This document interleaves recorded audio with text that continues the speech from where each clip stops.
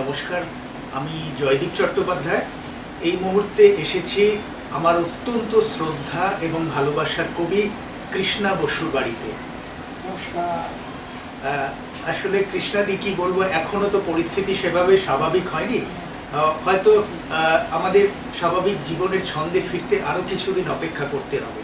এখনো আমরা বিভিন্ন জায়গায় সংক্রমণের খবর পাচ্ছি, কিন্তু আমরা তো এইভাবে কখনোই বাঁচতে চাইনি বা ভাবিনি। আমরা সকলের সঙ্গে মিলিতভাবে সেভাবেই বাঁচতে অভ্যস্ত এবং সেটাই আমাদের স্বাভাবিক প্রবাহে থাকতে চেয়েছি আমরা। আমাদের প্রবাহটাই রুদ্ধ হয়ে গেছে। একেবারে দ্বারপ্রান্তে 21শে মার্চ বিশ্ব কবিতা দিবস। তো বিশ্ব কবিতা দিবস প্রাক্কালে আপনি আমাদের অত্যন্ত শ্রদ্ধার ভালোবাসার কবি। প্রথমেই আপনাকে আমি শ্রদ্ধা জানাই, প্রণাম জানাই। এবং আমাদের কাছে এই যে বিপন্ন সময়, অস্থির সময়, কবির কাছে আমাদের কিন্তু অনেক প্রত্যাশা।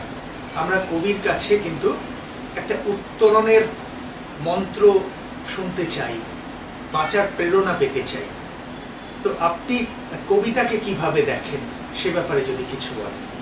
দেখো, আমি খুব গভীরভাবে বিশ্বাস করি কবিতা হচ্ছে শ্রেষ্ঠ শিল্প, শীর্ষ শিল্প। কোনো শিল্প খুব ভালো হলে আমরা বলি আহা কি সুন্দর, কবিতার মতো। দেখো কি করেছে সিনেমাটা, কবিতার মতো। কি এঁকেছে ছবিটা, কবিতার মতো। কবিতা হচ্ছে শ্রেষ্ঠ শিল্প, শীর্ষ শিল্প। এটা আমি গভীরভাবে বিশ্বাস করি। কবিতা অতি অল্প কথায় জীবনের অমোঘ সত্যকে এত অপরূপ করে তুলে ধরে, এত ব্যঞ্জনাময় করে তুলে ধরে, এত অমোঘ করে তুলে ধরে, তা অন্য কোনো শব্দ মাধ্যম পারে না, যা কবিতাই একমাত্র পারে। কবিতার ভেতরে একটা আশ্চর্য শিল্প থাকে, মায়া থাকে, ম্যাজিক থাকে, এবং কবিতার ভেতরে থাকে সংযোগ ক্ষমতা। কবিতা একই সঙ্গে শিল্পময় এবং সংযোগময়। শিল্পের মধ্য দিয়ে সেটা উত্তীর্ণ হবে, সংযোগের মধ্য দিয়ে সেটা হৃদয়ে, মেধায়, চৈতন্যে প্রবেশ করবে। শিল্পময় এবং সংযোগময় হবে কবিতা নামক অতি প্রিয়, অতি মহৎ এই শিল্পটি। এটা আমার সুগভীর বিশ্বাস। কি লিখলাম, কে কিছু বুঝলো না, কে কিছু অনুভব করলো না, সমস্তটা মাথার ওপর দিয়ে বেরিয়ে গেল, এটা আমি খুব প্রার্থিত বলে মনে করি না। আমি মনে করি কবিতাটা প্রাণের ভেতরে চলে যাবে, মেধার ভেতরে চলে যাবে, চৈতন্যের মধ্যে চলে যাবে। আবার সেটা শিল্পময় এবং শিল্পের ম্যাজিক বা জাদু তার সর্বাঙ্গে লেগে থাকবে। শিল্পময় এবং সংযোগময় হবে কবিতা। এটা কবি কৃষ্ণা বসুর আন্তরিক বিশ্বাস ও উচ্চারণ। আমরা বিভিন্ন জায়গায় কবিরা, এবং আমি একাও কখনো কখনো বিভিন্ন কবি সম্মেলনে, কবি সভায়, আন্তর্জাতিক কবি সভায়, আন্তর্প্রাদেশিক কবি সভায়, অন্য রাষ্ট্রের কবিতা সম্মেলনে বারবার গিয়েছি। সেখানে আমি দেখেছি কবিতাকে মানুষ কি গভীরভাবে ভালোবাসেন, কবিতাকে আশ্রয় করেন, অবলম্বন করেন, কবিতাকে জীবনের প্রতিফলন বলে মনে করেন বহু মানুষ। বাংলাদেশে জাতীয় কবিতা উৎসবে গিয়েছি ফেব্রুয়ারি মাসে। ঢাকা বিশ্ববিদ্যালয় চত্বরে অসংখ্য লোক বসে আছেন। আমাকে যখন বলবার এবং কবিতা পড়ার জন্য আহ্বান করা হলো, আমি ইত্তেফাকের সম্পাদককে জিজ্ঞেস করলাম কত লোক। ইত্তেফাকের সম্পাদক বললেন বেশি হইব না আপা, 1000 হইব। 10,000 লোক এসছেন কবি সভায় যোগ দিতে। এটা একটা অত্যন্ত গুরুত্বপূর্ণ বিষয়, অত্যন্ত উল্লেখযোগ্য বিষয়। কবিতা অতি সুপ্রাচীন শিল্প। যখন অন্য শিল্প মাধ্যম বেরোয়নি, যখন বেতার ছিল না, টেলিভিশন ছিল না, এমনকি মুদ্রিত মাধ্যমও ছিল না, তখনও কবিতা ছিল। স্মৃতি থেকে কবিতা বলা হতো, কথক ঠাকুরেরা বলতেন, ভূর্জপত্রে লেখা হতো, পরে মুদ্রিত মাধ্যম এলো, কবিতা ছাপা হলো এবং প্রকাশিত হলো। যারা আবৃত্তি শিল্পী, বাচিক শিল্পী, তারা কবিতাকে মানুষের কাছে পৌঁছে দিচ্ছেন। আমি বিশ্বাস করি কবিতা একটা হিরণময় পাখি, দুটি ডানায় তার উড়াল। একটি ডানার নাম কবি, আর একটি ডানার নাম আবৃত্তি শিল্পী। দুজনে মিলেই কবিতাকে পৌঁছে দিচ্ছেন মানুষের হৃদয়ে, মানুষের সংবেদে, মানুষের বেদনায়, আনন্দে, অনুভূতিতে পৌঁছে যাচ্ছে কবিতা নামক মহত্তম শীর্ষ শিল্পটি, এবং আবৃত্তিকাররা এখানে একটি গুরুত্বপূর্ণ ভূমিকা পালন করছেন। এটা আমি কবি কৃষ্ণা বসু আন্তরিকভাবে উচ্চারণ করলাম। তাছাড়া আরও একটি কথা, কবিতার মাধ্যমে জীবনের বার্তাকে কবিরা এমনভাবে দেন, অতি অল্প কথায় জীবনের বার্তাকে এমনভাবে পৌঁছে দেন যা অন্য কোনো গদ্যে বা অন্য কোনো শিল্পে এত সহজে দেয়া যায় না। রবীন্দ্রনাথের সেই দুটি লাইন মনে পড়ছে, তুমি যে তুমি ওগো সেই তব ঋণ, আমি মোর প্রেম দিয়ে সুধিনি সেদিন। দু লাইনে কি অমোঘ বার্তা দিচ্ছেন গুরুদেব রবীন্দ্রনাথ। দু লাইনের কবিতা, 4 লাইনের কবিতা, 3 লাইনের কবিতা, কখনো বা 1 লাইনের কবিতা অমোঘভাবে হৃদয়ের মধ্যে সঞ্চারিত হয়ে যায়। কবিতা একটা আশ্চর্য ম্যাজিক, জাদু। অতি অল্প কথায় জীবনের গভীর বার্তাকে সে পৌঁছিয়ে দিতে পারে। আচ্ছা দিদি, আমরা কবিতা লেখা এটাকে একটা চলমান সাধনা তো বলতেই পারি। কারণ কি, দেখেছি প্রথম লেখালেখির সময় আমি যে কবিতা লিখেছি হয়তো 15 বছর পরে বা 20 বছর পরে যখন দেখছি, তখন আমার কিন্তু অনেক কিছু পরিবর্তন করতে হচ্ছে, সেটাকে আরো ডেভেলপ করতে হচ্ছে। তো আসলে কবিতাটা যখন ধরা দেয় জয়দীপ, তখন সেটা অমোঘ একটা উৎসের মধ্য থেকে উৎসারিত হয়, কিন্তু তারপরে কবিতাটাকে লিখে ফেলে রাখতে হয়। কয়েকদিন পরে, বেশ কিছু সময় পরে সেটাকে আবার দেখতে হয় এবং সেটার মধ্যে সামান্য সংযোজন পরিবর্তনও করতে হয়। কবিতা একটা উৎসারিত শিল্প, আবার যত্নে সৃজিত শিল্পও বটে।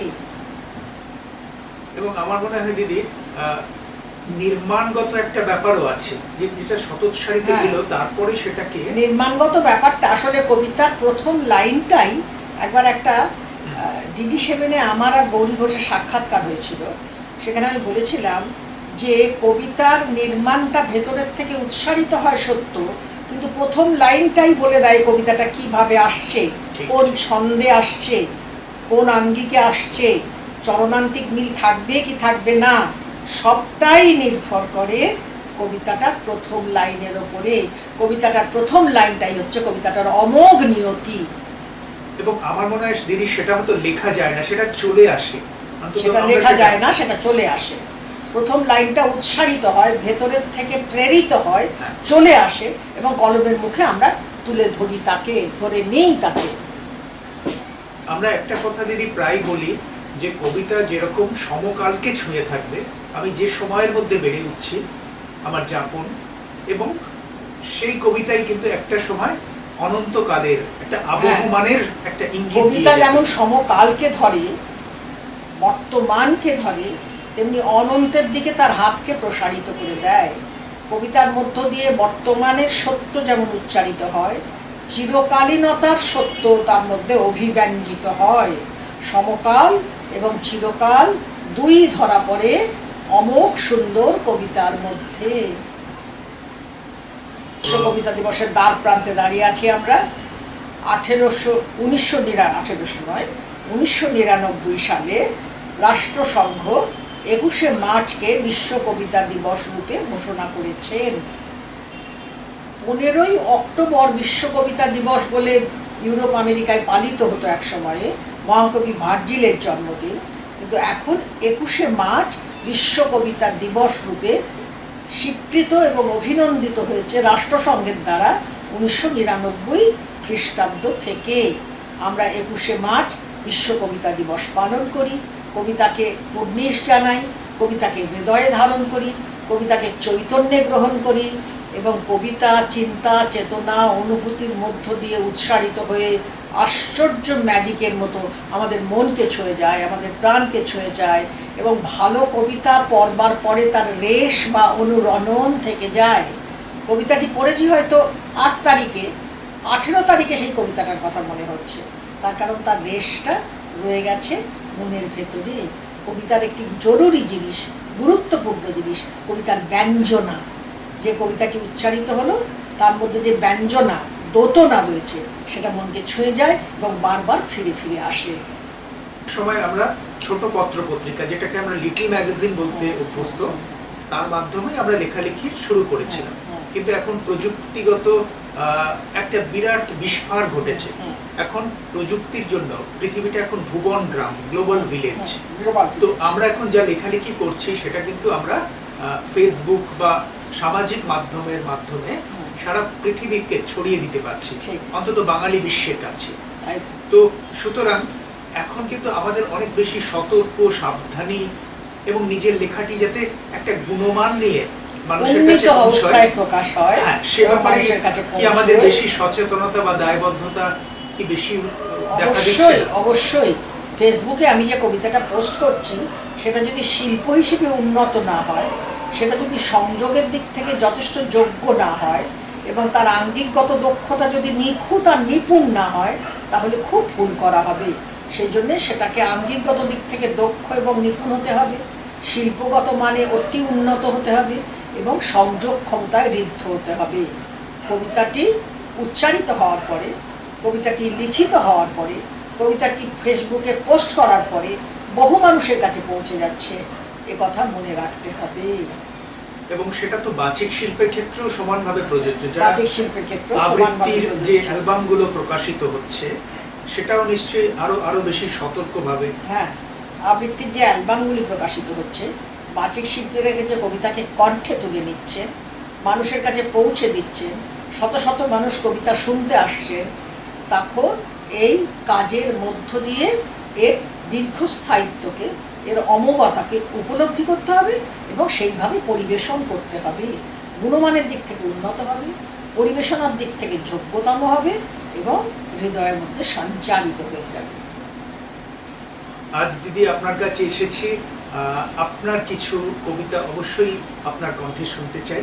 ঠিক, আমি কিছু কবিতা বলি। আমি একটু স্মৃতিচারী মানুষ, আমার স্মৃতি একটু ভালো, আমার শত শত কবিতা স্মৃতিতে থাকে। আমি আমার অনেক আগের লেখা একটি কবিতা দিয়ে আরম্ভ করি। চাঁদ বণিকের ডিঙা। আমি চাঁদ বণিকের ডিঙা, নদীর নির্জনে ডুবে আছি বহুদিন, সারা গায়ে শ্যাওলা ধরেছে, চুপ করে পড়ে থাকি ঠান্ডা কালো জলের গভীরে। মাছেরা ঠক্কর দেয়, ছানা পোনা নিয়ে ডিম পাড়ে, বণিকের নৌকাখানি থিতু হয়ে বসে থাকি জলের কালোয়। মাঝে মাঝে তীব্র ইচ্ছা নাচায় তরঙ্গ, জলকণা দূর থেকে ক্ষীণ হয়ে ভেসে আসা ঢাকের গর্জন। ইচ্ছে হয় ভেসে উঠি শরতের হিরণ রোদ্দুরে, সাদা গরিমার পাল তুলে ভেসে যেতে ইচ্ছে হয় ব্রহ্মদেশে, জম্বুদ্বীপে, শ্রীলঙ্কার বন্দরে বন্দরে। শরীরে স্বর্ণের ভাণ্ড, তিসি, মোম, লাক্ষারস, মধু, রেশম বস্ত্রের বিভা, দারুচিনি, কর্পূরের ভাঁড়, মাঝি মল্লাদের গায়ের আমিষ গন্ধ। চাঁদ বণিকের যেদি কণ্ঠস্বর সঙ্গে নিয়ে ভাসি নদীর নরম ছেড়ে সমুদ্রের নুনে। পালে এসে লেগেছে বাতাস, শঙ্খচিল উঠছে মাথায়, তীর ক্রমশ ঝাপসা হয়ে আসে, নীল নোনা ঢেউ এসে ভালোবেসে জড়ায় শরীর। বাংলার গান গায় বড় মাঝিটির কালো ছেলে, সে প্রথম এবারেই চলেছে সাগরে। ঢাকের প্রখর শব্দ ভেসে আসে, জল ছুঁয়ে যায়, গ্রাম বাংলায় পুজো এলো। নদীর রক্তের মধ্যে ডুবে থেকে সব টের পাই, কতদিন ডুবে আছি চাঁদ বণিকের ডিঙা খানি, হায় উঠতে ভাসতে ভুলে গেছি। এর পরের যে কবিতাটি বলবো, সেই কবিতাটি আমি মেয়েদের কথা একটু বেশি করে বলি, অনুভব করি, উচ্চারণ করি। সেই কবিতাটির নাম একটি সামান্য চিঠি। শ্রীচরণ কমলেশু মাগো, কেমন রয়েছ তুমি? কিছুই জানি না। আমি ভালো নেই, কিছুমাত্র ভালো নেই। আমি কি সমস্ত ছেড়ে চলে যাব মাগো? কার কাছে যাব বলো? কে রয়েছে আমাকে নেবার? তুমিও আশ্রিত জানি দাদার সংসারে। জুতিয়ে বেঁকিয়ে দেবে মুখ বলে তোমার জামাই কাল রাতে গর্জন করেছে, চর মেরেছিল জোরে। না মা, সত্যি জুতো মারেনি এখনো, তবে মারবে বলেছে কোনো দিন। কেন বিয়ে দিয়েছিলি মারে? দাসী খাটবার জন্যে কেন তুমি আমাকে পাঠালে? চেলি বেনারসি আর কোণে চন্দনের সস্নেহ সুঘ্রাণে আজ 15 বছর ধরে ঘর করে সেবা করে তার কাছে সত্যি কথা জানতে চেয়েছি। মাইনের সব টাকা কোনখানে যায় স্বাভাবিক অধিকারে জানতে চেয়েছি এইটুকু। তখনই জুতিয়ে বেঁকিয়ে দেবে মুখ বলে আমাকে শাসায়। মাগো আমি কার কাছে যাব? ছোটন তোতন খুব ছোট আছে আজও, ওরা কোন নির্ভরতা দিতে পারে বলো? মাগো বলে দাও, বিয়ের আগের বাড়ি, বিয়ের পরের বাড়ি, কোন বাড়ি আমার নিজের অধিকারে? নাকি খুব মুখ বুঝে মার খেয়ে সেবা করে রান্না করে রমণী রতন হয়ে জীবন কাটাবো? মাগো বলে দাও, আমার নিজের বাড়ি কোনখানে আছে? মেয়েদের নিজেদের বাড়ি থাকে কোনো দিন? ভাতকে নিয়ে লেখা কবিতা অন্ন ব্রহ্ম।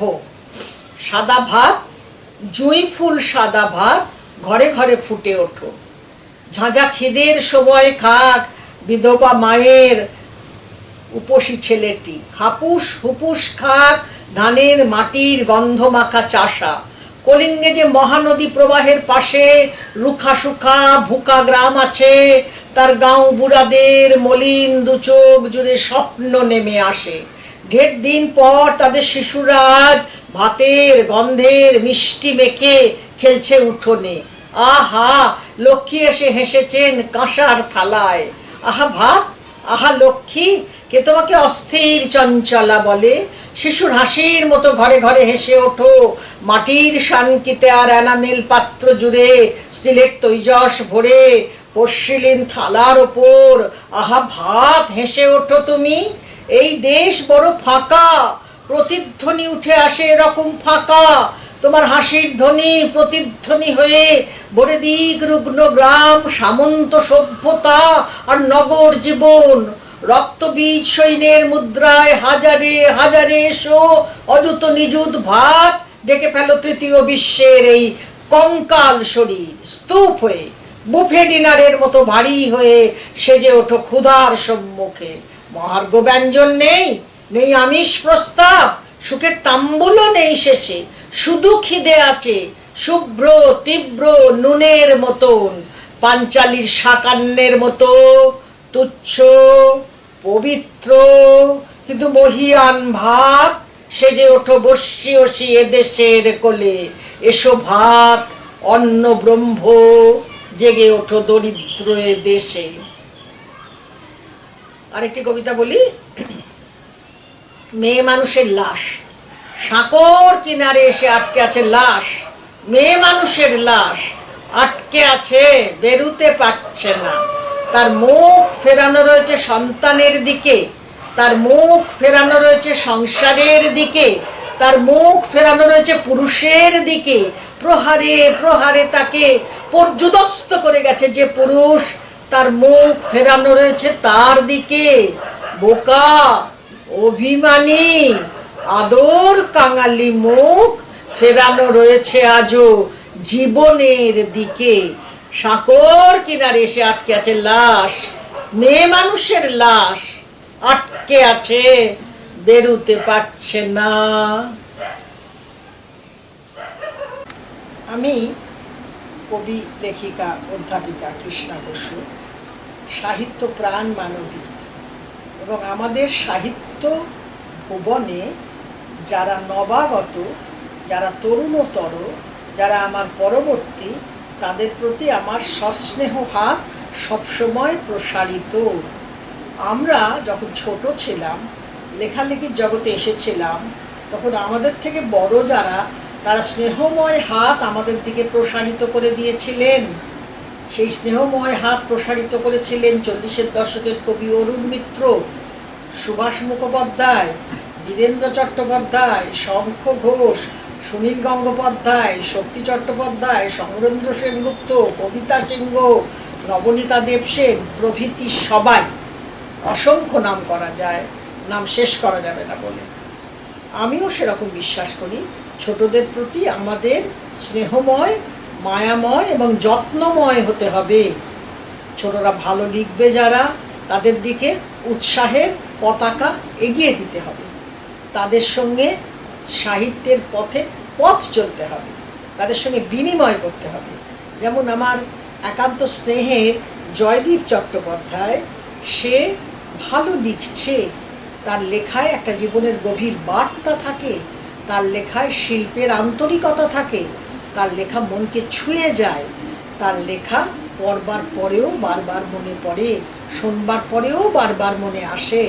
এই যে তার লেখার শক্তি, এই যে তার লেখার মানুষকে ছুঁয়ে যাবার ক্ষমতা, স্পর্শ করার ক্ষমতা, এটা আমার কাছে অভিনন্দনযোগ্য এবং আনন্দময় বার্তা বলে মনে হয়েছে। আমাদের সাহিত্য পথে সে আমাদের সহযাত্রী, সহযোগী। দীর্ঘদিন সাহিত্যের পথে আমরা এগোচ্ছি, এগিয়ে যাব, এগিয়ে চলব। সে আমাদের সঙ্গে সঙ্গে থাকবে। যোগ্য কলম নিয়ে যথার্থ সাহিত্য ভুবনে সে এসেছে, তারা এসেছে।